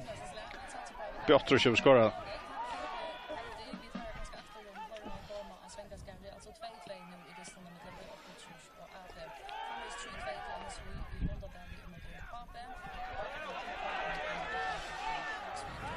Ja, så är det UF till 0-0 för Klafferen. UF ränner för att alla belänt. Daniel till Karlösen. Och han räcker fram efter det här högre med igen. Så svingar han bollen in 4. Men Malmö ser ut att få den här bollen till Tor Thomsen. Han uppe och loftar. Letar så Andreas Eriksen få bollen. Han släpper honom från sig till Roald. Roald är åter till Andreas. Kommer fram av Mina Vino nu. Och man missar han. Prigar han sig ut i högre sjöen. Och så är det Peter Pedersen. Och han stöder bollen alldeles från sig. Och han för ut här. Och täver till inkast till UF. 20 minuter farner här i sättna halvlek. Och framvis 0-0. Jag säger inte ut till att han kommer ner mål just nu. Nej, vi må få fädra Leif Fredriksen. Alltså, jag väljer att där Malmö dystnar. Nej, det ser inte så lätt ut att och vi har helt inte haft en riktig av Malmö. Vi har haft en helt stor att Jan i förra halvlek, Jan Ellensgaard, att han tar på stöver. Så halt det faktiskt isen i att möjligheten tror Alex Mellemgård är en av dem som kunde vara fan i 100%, han är sin spuskran skjuter här och så då det att han så är det Högne som heldur något straffespark tar han skjuter Eisen för vänster så ja men eller spusker och han helt att UF:n blockerar han i handen igen. Så då får för som färja då. Och här spelar där så väl fram efter. Kommer fram med vänster med igen. I allt Daniel Larsen lägger oss in efter Kledan för han visar in i Brostein och så skjuter han bort av Malmannen och så är ja, Fulfringan får en åtter till Daniel som häver han läser han för ut så där vill hatten spark. Ja, men att han går mål. Han är självfälligt är Kledan och Lutsen längt ut det sin till vänster och ja, Lutsen in i 6 meter men vinkeln inte skulle gå över Kimrund av strust men för så sent skottet där men Torsten vill väl placera och han får bara alla som smida bollen nu där men att det är väl gott att alla upp det gick så eller så 4 stycken och komma till chansler här Kledan och så börjar vi är rättliga fröjer men fär inte ordentligt placerad så var en utskiftning att det så när vi här. Ja, Markar Toftegård ut och tar sig ut till är det Hans Eliasson som ska in? Länge jag ser han över till någon. Ja, men han är väl i listan och så är för ja. Men så han nu kanske vara sin det lättare runt för men så finns det gå bollspelaren alltid väl. Ja. Spalt in några RB Epstream men så nej, här kommer Hotnas Parche väl in 4. Och bollen kommer ut ur Brosteinen. Så in efter Brostein. Här är de 60 men spel helt fram. Där kommer ut ur Brostein vid bollen nu. Benjamin häver en vänster med igen. Och sänder han fram efter till Kvann.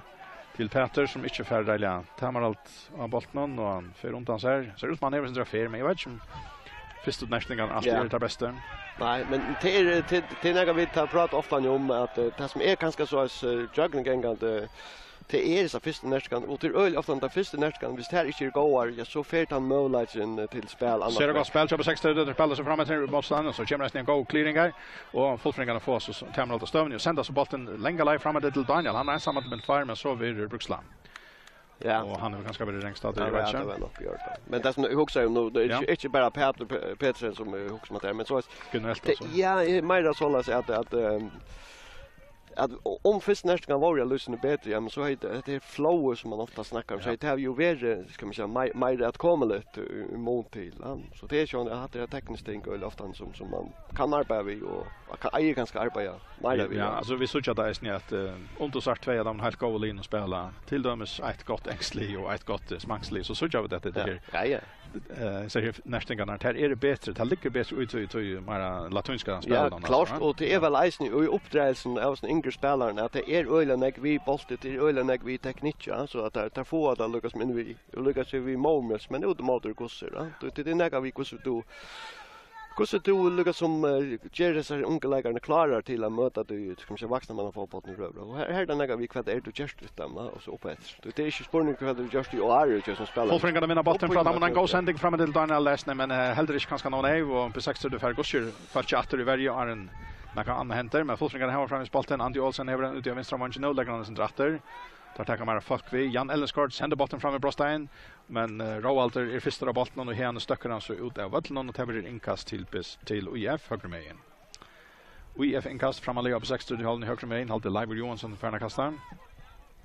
Och han kastar stått till Hans Eliasson. Och åter till Live alltid där. Sänder väl in för Malmö Färns först efter med 60 då han hörde like där sänder han om han med innan. Och här är det Jan Ellensgård og Jeff Lichebaren hever han, sender han venstre med til Santos, og Santos er av min, og så rikker han vel ved bolten inn etter Narskast Brostheinon, så lytter han bolten frem etter til Clayton, og Malmaren Holbjergar, og på 36 sender bolten bort til Vandalai. Ja, og Øyle tror så jeg fläcker upp 6 klöden, och ska man se i målagen som var framman undan här, två Øye för inne, här skulle de andra Øye för runde lyckas som fram in, alltså diagonalt mot den närmaste stank, och så han kommer fram omtal som Bjergar, ja. Här de är det taktiska taget av rött i avgören inlägg är gott ligger in och ran andra Øye för in i mot ska man se närmaste stank så var han första bollen. Og IF skifter etter folk, Leivor Johansson Høgrebakker for ut, og inn kommer så Gunnar Kristiansen, som fyrir var Høgrebakker til KUI. Og flere linjer har skift, jeg vet ikke hva gjør, og det har brukt alt når jeg på 60, det har ikke råkt etter.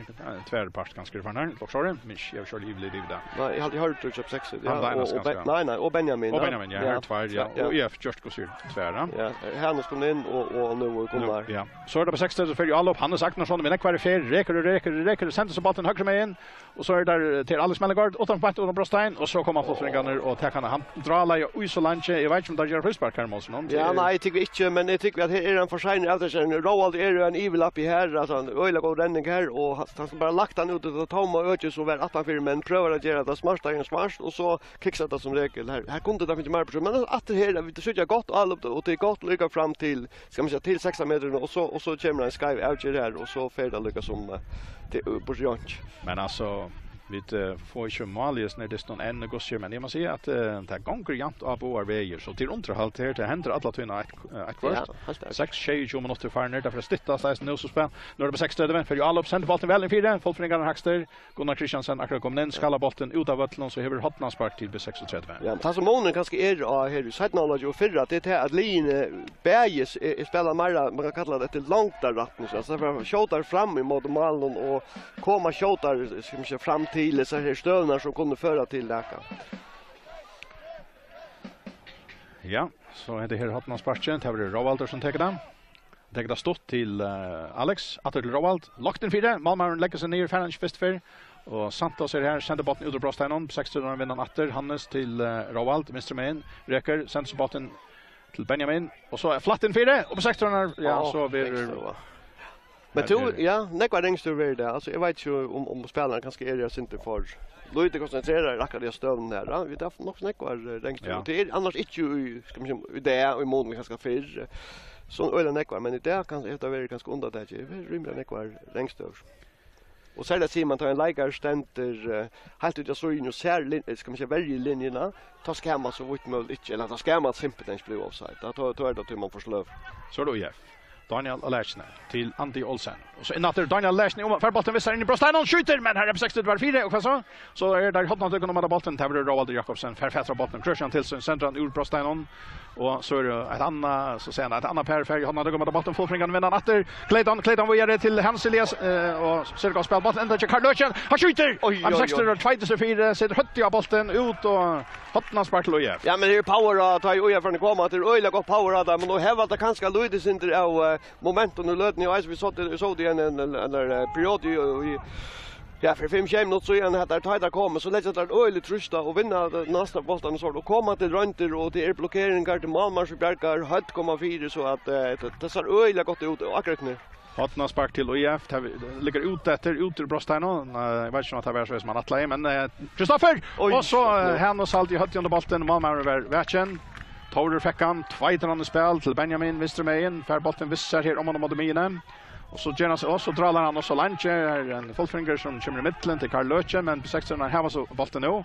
Och Roald för han mitt 4, räcker Vinon, för Omina, lägger han efter gör högre med och så där Alex Mellengård lägger han långt ut och så ina Peter lägger den Jonas kommer fram vi lite fram i Brostein och för det här tar på bollen i rätt och så är det för färran här är en Folfringer första till Karl Löchen rodar upp så är det Hans Eliasen och han snider åt honom en lägger han sänder så bollen till Daniel men han är då ensam attler och bollen ligger nära till Andreas Eriksen och han färran visar att till Malmannen ut till Hurt Askam och Hurter Narskas Myene lägger så bollen högre med in till Jonas Tornes Hurter Askam Roald Jakobsen in i mig kring dem för Omina och bollen nu och driver ut efter bollen men så Verran trustre sender man färd spaltbolten fra seg. Jekvan Kjell, halvdje, legger han ut til Jonas. Jonas kommer helt fram vi som vanker nå, innatt til Kjell. Og så skjuter han bolten! Og Malmar färd ikke først før, men det for hever han annan.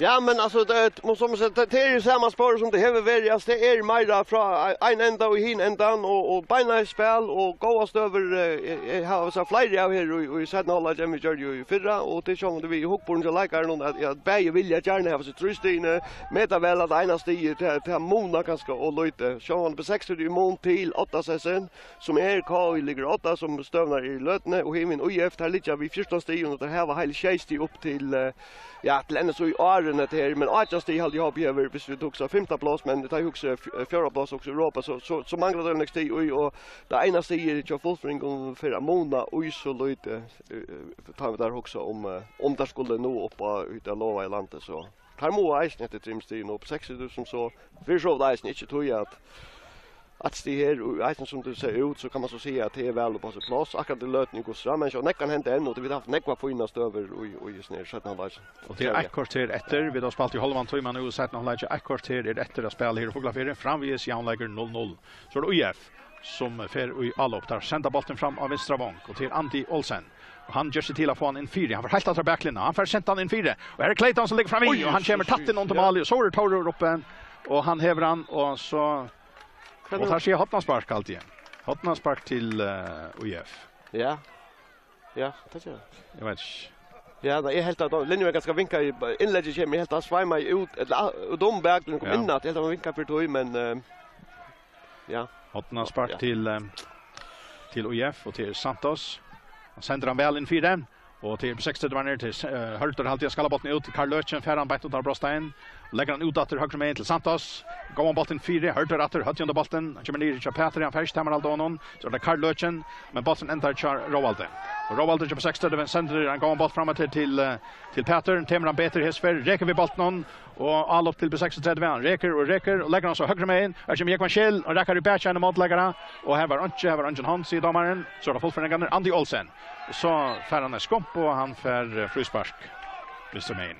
Ja, men 0-0 så men alltså ett land ställt för bara att det är faktiskt fint underhåll men det kunde. Och det är resten tror jag bara pastar vilja. Det sköter man det inte det här man bara det chilla röje så för nägas mest i över. Det är också tycker jag så ja. Halde det är en nutch match kommer in Kittle Samuelsen. Ja.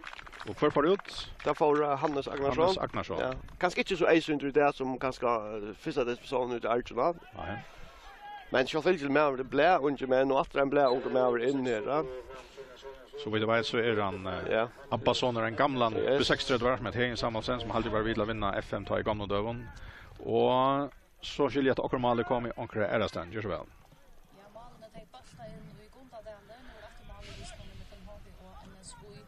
Samuelsen talar till att Harper kunde jauna, men istället så är det NSOI som behöver öppna under lösningen och köra kvart var det som hände.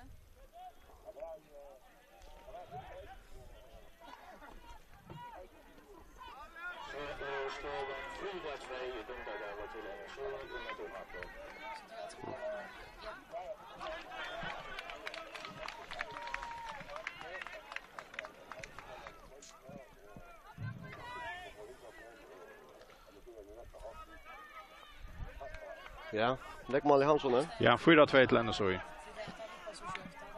Paul Hannos 2 mål skjuter. Ja.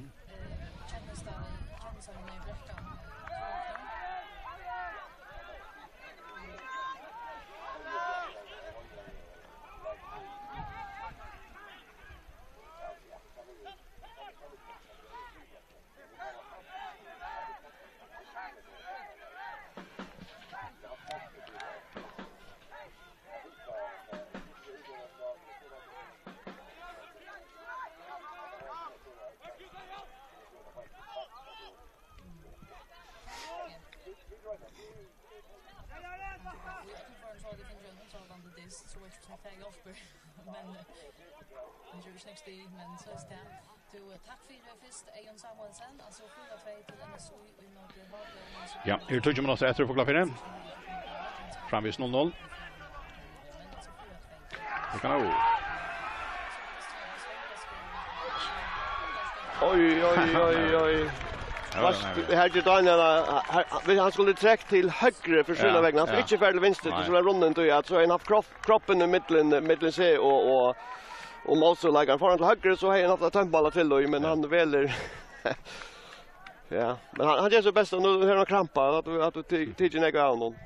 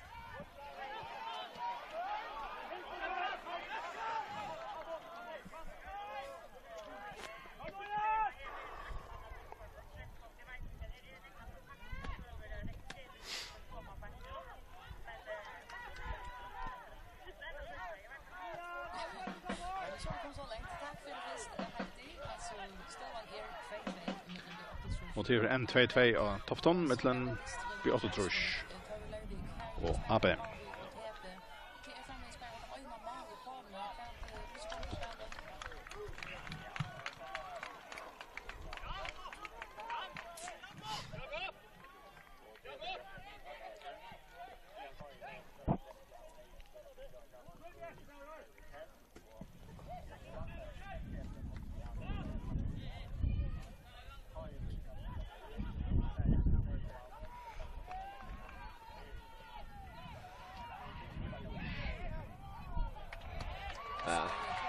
Gott målmanspel. Ja.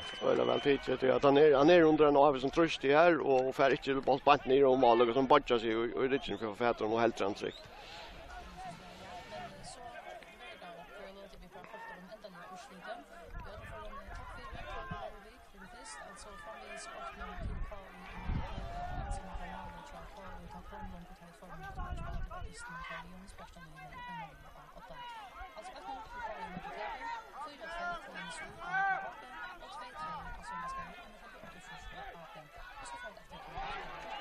Ja, här är det tjej 8 minuter efter och snärdes någon för Glafjärden. Här är framvis 0-0. Och det är Hans Eliasson som är med bollen. Spelaren stått till John Daniel Gudjonsson framåt till Daniel Larsson. Vi vill se att UIF har en risa stora målmöjlighet för en Lutsjön, Johannes. Ja. Och Daniel Larsson. Han ganska alltid affär att han ska vara vägen till han skulle snäva. Han kommer öle gå stöve en mot en för en gå sändning ner bantet vart eller skottet vart den 30 så in från högre. Och väldigt läkaren Jonon och hans har vänster så och han vill att träcka till vänster här så öppnar det som väldigt läkaren möjlighet för att jag är färdig högre så inte jag träck förbi Taura så som Taura som lännande ut mot den träck lagt den högre för sig själv så en av tempal kort in men så finns det vet inte akkurat i stövn och hänt här och ta Daniel Larsson som heter en chansen här och nu vill han skifta ut. Inte tog att han får till vänster istället för till högre men tog han inte har haft krampa och har gjort allt det han vill ment det så nu får han ut och nu som en som är nummer 8. Ja, han är inte mal. Han är inte mal. Tapplade de mal. Ja. Andreas Paulsen är just det. Jag hade ju chefin men. Ja. Nej, tappat jag var tälle som malman. Ja. Men han nummer 4 alltid. Ja, men bröds de alltså ja, det. Och har på mot ända så. Ja. Nej, det är inte katastrof det va? Nej. Och så är det på 6 stöd. Roald Jakobsen sänder bollen fram till Jackman Schell, men här är John Daniel. Han fär Hörna paragrafen här fullfringan ligger fram vi här bollen stackar läser här på utan Brostein. Fullfringan och Malmar chatta om en file här men han gör det Jeskean gå an åter hvis man kan säga böter om stanten här där kunde vara värre. Men fullfringan och åter och det är Clayton. Han kommer in Brostein. Vad händer så? Sänder bollen vidare. Antti haldi här han 60 vägen kommer på plats åter. Han har bollen på utan Brostein på det fallet här kommer så Santos fram vi. Men här är så Jonas Tornes. Han kröcher bollen rätt från honom och igen kröstar stöv här. och bollen är så hinner ända nu och här är det män i hottan att kunna mata bollen till Jan Ellensgaard som färran visser reker vi bollen fram och mina vi nu samma spel vi kvann vi Ante och hela bollen blir ute han är ständer ute och han blir via reka och så är han kommer i väl fyra in fyra åter för färran Clayton Romar och läser han sätter han bättre en av allra bästa chanser vi då ser i det en stor målmöjlighet till UF Clayton han var några centimeter från Handarsson här. Ja, och av Ötlund times som är av Ötlund hvis man kunde yngst kurse haft han möjligheten här så var det väl akkurat Clayton han är gott nog spusker men allikevel Torur kommer ut och Mali ständer uppe och han räcker vi synar av men att han har ett fantastiskt förarbete av Jan Ellensgaard som tar en länkan tur att det väljer stöv och för alla med fram vi och lägger bollen som en fyra som så ända så tja Clayton och förtamtan och lagt han rymna väl till vänstra ben men han räcker bara smal det var en halv stor. Ja, så är det fullföringarna Hannes Eliasen. Och här är 5 minuter efter att spela men alltså vi då ser nu så stora chanser att det luggar vi säger här kommer smal det han tar skor inte på där ordentliga chanserna helt där men tar rena framis Clayton för en chans ganska han är inne i bröstet med bollen men här är med han säger väl efter någon tar Andreas Eriksson han slapp sig vända sig men bollen är färren upp i loft och kommer ner på utan brösten kör på 36 nu är det Santos med han höger med in lite han väl in 4 och kvar är här och här för män och kall men det inte så de inte har nog helt rätt det var så här är drama till det första och det är om det är till fullfringan som jag kommer fyra nu. Helt avgjort här det var öliga trubbel att skulle säga kvar ganska hej lucka som om som en mer låta av spel och ganska målmål men så sista lödna och i was UF och det blir en stor möjlighet eller en den allra största i distan och perfekt Clayton från not så igen och ja och då man skor på såna så är alltid för att göra det så vill det trubbel att få några mål alltså. Ja. Och så är det Torur Malmö och 60 som är brand till Andreas åter till Tor. Det gör ut till Roald. Han lägger bollen åter till Tor i Malmö. 4 minuter efter av vanliga läge då här i Foglafire framvis 0-0. Så läs som stöva nu är våren så är ja och så är det på 60 det jag mig lite när till att nu fick UF Tamarald och stöven här tar spela så väl fram efter vattnet och nästan. Så nu kommer Malmö Andreas nej Malmö ja Malmö säger det. Det är inte att det är talet som fick mig sedan. Som är bollen och tar arbetar så väl och fram efter och nu för det Lujasten och alla småläggan till Antti Olsen till Clayton han har bollen och så bröstar in vidare till Hannes Eliasen han är nästan tungare den första med som så nu och så väl in fyra men kvar är det här är Anchen Nova 4 utan Antti Olsen han färran och han räcker åter backlinna och så flatt in fyra Andreas för bollen med ser ut ur bröstan och så ser det ut som till här så för Hesver så är det på 60 Roalder han ska sända bollen fram till Peter men här är fullföringar i mitten och tar vinnande går bollen Kristoffer Jakobsen höger med och så är det Benjamin som för bollen vid ser och så är det åter på 60 som kan färja all upp och han räker vid bollen och Narskas bröstar någon blir vi räker vi någon snöjde där första och vidare och så där Kittle och så lyfter han bollen framåt mål någon tar Roman fyra och tar målspark till UF. Ja, men alltså det häver vi UF men så tror jag lycka här av 64 och jag någon målalopp och men inlägg manglar så time för sin kvalitet. Det blir Luika som i luften att UF kunde få färdrat men ta leva alla tyna och i vantan på 60 kan för steg att målalopp och här så där men till att det är som det nämnt några för det nästa Elvin att få en 4 och få den helt stora målmöjligheten och hemmen till har UF finns ju här så sista lödna att har haft goda möjligheter här att göra distan. Och här är 2 minuter efter av vanliga läge. Och inte som skulle säga att så läs som stövan är nu vid Jaunleitje här.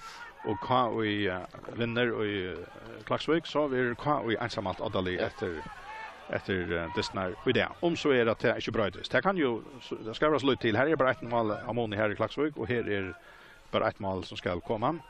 Så där Roalder center frispark fram i bröstet och UF på 60 där ska bollen upp i loft men tar missan ut av vattnet och tar det målspark till UF. Ja, men som man så säger Björte du startar det ordentligt comeback här alltså för att få det ena stiget till ju bättre än Ancha och i mån till så för att inte längre prata om det lite väl upp med så mycket touchstien upp skala och det ser ut till att vi får få en också grejan Europa Cup nu. Ja, det ser så ut ja. Här har vi ligger stan. Ja, har vi ligger ja, där har vi som öjla längt upp till det och men det är inte också som alltså gång det jag har vi ver alltså startmässigt hon är väl sintalig så så det fullfringar efter Andy Olsen och här kommer så Jonas i mitten och till gott jobb 60 det här var Jonas här så ränta väldigt lägarant och Andy är ju en goer vanker en vänstra back vanker men här när han är väldigt god stöd tar det ofta när Jonas som vi finns teacher bollen från honom.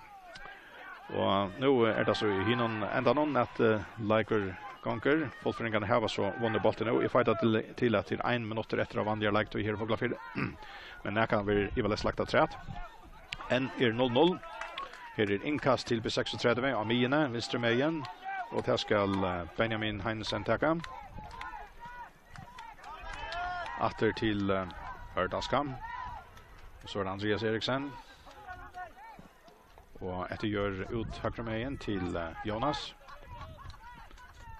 Och nej, han sänder bollen helt åter till målmannen. Ja, det är kanske 16 är kanske center Schabengne men center Mara Warner tror jag att det var under en ölen och efter det här för lite låt så igen och är det kanske lite center Bengne för att det kan hända att det så rönnar det spel vill jag trycka ganska att jag vet inte.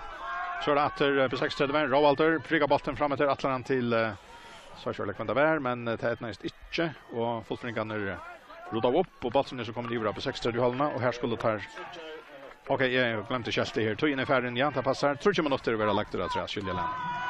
Vi spelar Ivetøy, 3 minuter Ivetøy här i Fuglafjärden. Och Växjö framvis är det bästa. Solen är för det mesta framme och värmer. Och folk hona ser till att få underhålldas ner. Det händer alla tojen och spännande här ner Disney och så räna på 60 var ner att få ett allbela här men Folkföreningen är för Birja 4 och så ända bollen upp i Mine och här är det bara pastar i hotnatagen om den bollen och för vinner han ut till senast. Ja, nu är det på 60 som fick han. Och nu är det Roald Jakobsen. Det är en möjlighet ganska här. Och han sänder så bollen in 4 och här röcker Jakvan Kjell upp efter bollen. Och han är färdig nu till och det är målspark till B6:35. Ja, kostar ju 60 annars Roald att synda högra med vad någon ser Jakvan Kjell runt den goda stöven men att Luite synter kanske ja som kanske ser mer kanske sälja spelet på 60 det nästa ställen ligger inte no väl. Nej, målspark till UF. Tore 3 ram, sänder bollen med innan. Så det Andreas John 6:30 och Alex Mellengard. Hörde Raskam, Benjamin Hansen och Tore för bollen i målnon så sänder han bollen i spel upp i loft och Ivrabus UF halvorna och så ränner Jakon Kjell att spela bollen vi hatt med Wiaren. Nu är det Chester som hävrar han. Vinstre med in till Peter. Här kommer så tvåaren chatta man åter igen gå tackling så UF där var Gunnar Christiansen Klaxengren. Och bollen är färdig utav vattnet nu till inkast till B36 och Halvar i UF halvan i vinstre med igen. Och det är Benjamin Haltier som tar det till inkastet innan till Roald fixt vi halvan på Wiaren. Och så är det om man kommer och så knallar det till och till bättre synar Peter vi en ordentlig skott i här när vi. Att det var så olycksfallet att vi är Roald lägger vi halvan till Peter som kommer lyckas med in på vänster ligger perfekt högra benet men fek vad kan hålla med det vi synar av räcker han öliga väl alltså var kraft av men nej legend manglar här så för den här konto på 6 stjålis ger 2 steg i Eka. Ja, nu är det bara 1 minut till att göra det och i halvt 2 minuter farner att han 3 mål som var lagt av trät. Så då Folkföreningen är det sista ska hända Clayton för i här men i Weissmanns kvar bollen all från sig. Så just helt ner mitten ner i halvt bollen vill ute och inkast till 6:30 till färre Alex Mellengard, Benjamin. Och så är det en kringsätter av Folkföreningen och så där Hurter snärar han vid pappa Jason fram efter vi här men han är väl ute så till inkast till UF Gunnar Christiansen. Och halvare på 6:30 vi halvan i högsta mejen under Bergson här och framåt vi Sjölinjen här och Eliasen vi hade någon och så Bruksleie Kari hade någon domare Leot och i Fuglafjärden här kom Anchemal 0-0 och 1 steg och i pass till B36 och UF och så är Nexon Bendera att B36 man läta 8 sessen från sig till KUI och så är det att här hålla fast vid såna 1-0 Lashley och ta kan stå finna och ta och bena vägen så vill han då vi förra Jan Josvel Jan.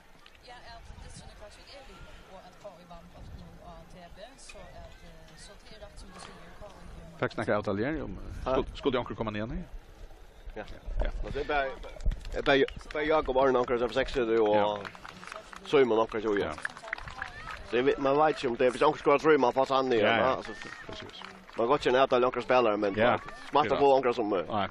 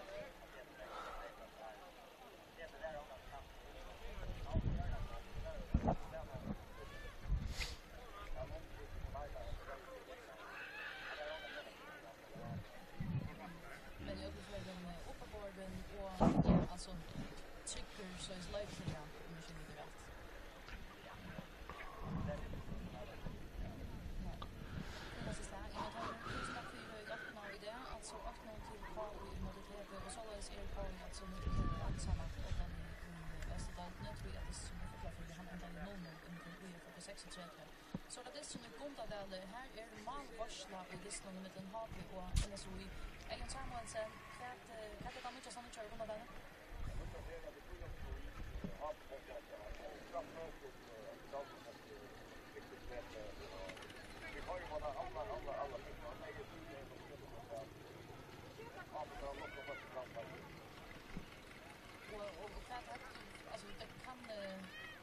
Det kan hända sig att det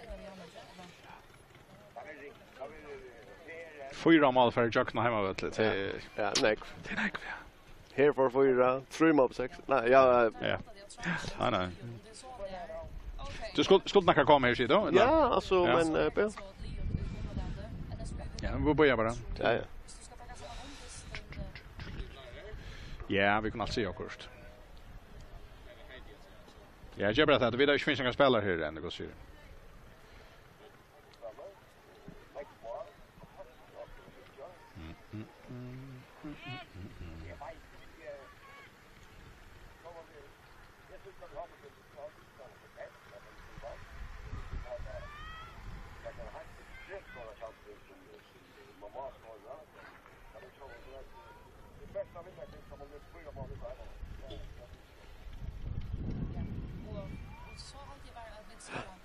Så mycket.